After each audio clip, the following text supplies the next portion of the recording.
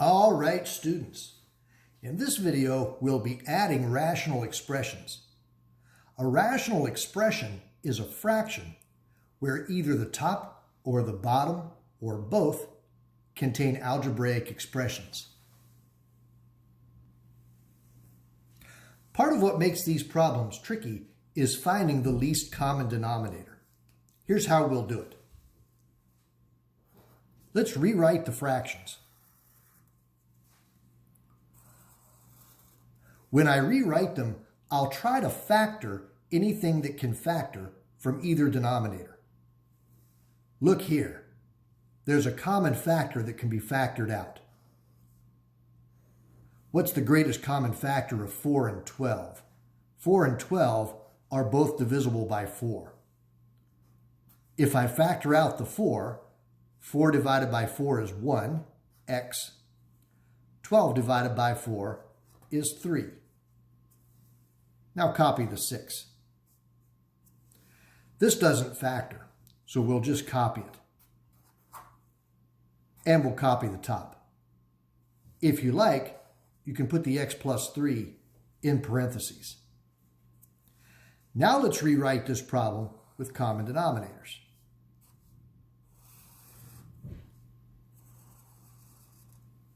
And what I notice is that the small denominator divides evenly into the big denominator. See how x plus 3, that factor, is in there.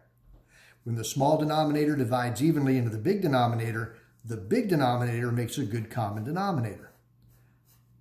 Let's use the big denominator as my common denominator.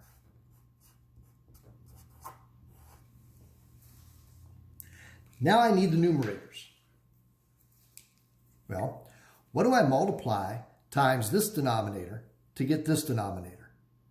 I seem to be multiplying it by that 4. If I multiply the bottom by 4, I must multiply the top by 4. 4 times 7 is 28. What do you multiply times an expression to get itself? Well, I'm just multiplying by 1. So we'll multiply the top by 1. 6 times 1, that's 6. Now let's rewrite this with the common denominator. And my numerator will be 28 minus 6. For a final answer, keep that common denominator. And 28 minus 6 is 22.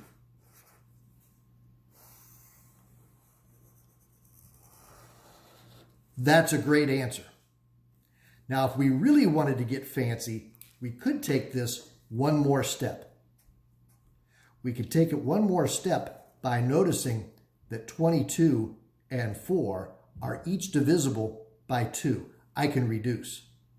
I can divide by 2. I can divide by 2. And I still keep the x plus 3. That's the best answer. That's a great answer. I would take that answer either way.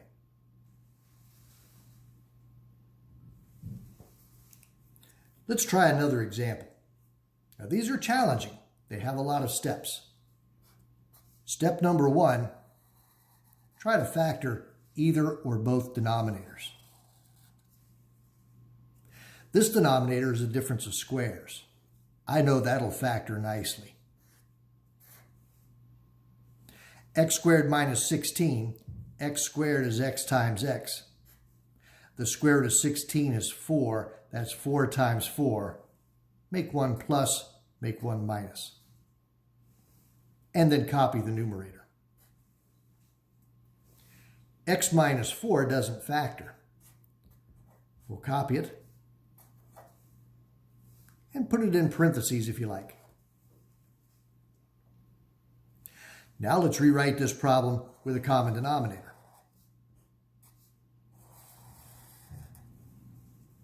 Check to see if the small denominator divides evenly into the big denominator. See how x minus 4 is contained in there?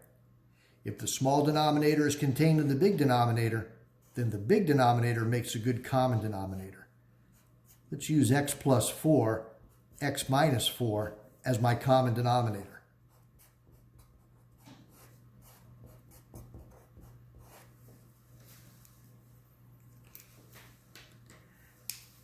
Now for the numerators. What do you multiply times this denominator to get this denominator? Do you see how x minus 4 has been multiplied by x plus 4? If we multiply the bottom by x plus 4, then we also multiply the top by x plus 4. Let's distribute. That's 5 times x and 5 times 4. 5 times x and 5 times 4. In the other fraction, this denominator looks just like this denominator. I must be multiplying by 1. So we'll multiply the top by 1. 4x times 1, that's 4x. Now let's rewrite this with a common denominator. The common denominator is x plus 4, x minus 4. We add the numerators, 5x plus 20 added to 4x.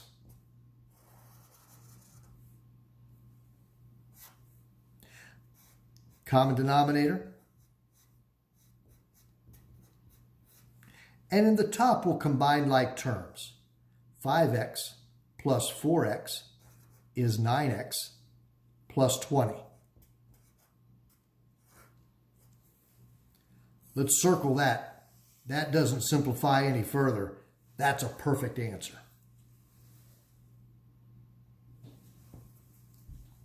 Let's try one more.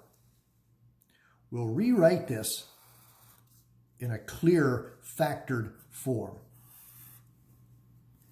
X minus 2 squared is the same as x minus 2 times itself. That's what square means, is to multiply that by itself. X minus 2 times x minus 2. We'll keep that 5x in the top. This does not factor, nor can it be simplified. We'll just copy. Put parentheses around it if you like. Now let's get the common denominator.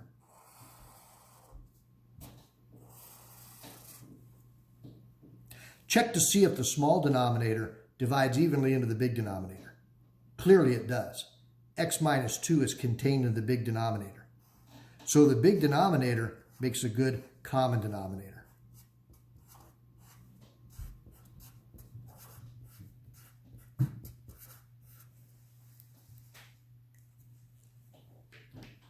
Let's get those numerators. What do you multiply times an expression to get itself? Here we're just multiplying by 1. 5x times 1 is 5x.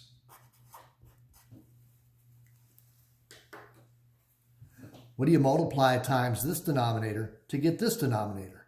Well, it looks like this denominator has been multiplied by another x minus 2, which means the top must be multiplied by x minus 2. Let's distribute. 3 times x and 3 times negative 2 is 3x and negative 6.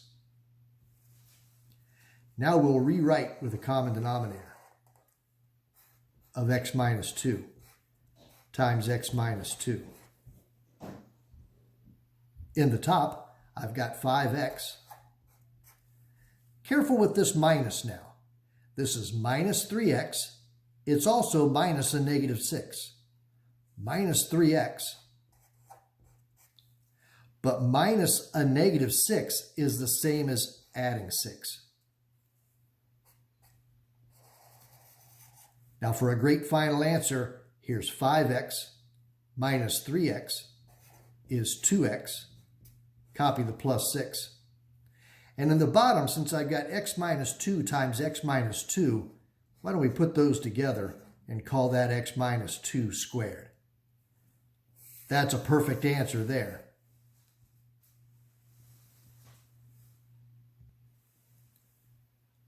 All right, now it's your turn. Go try a few of these, and then I'll see you back here later.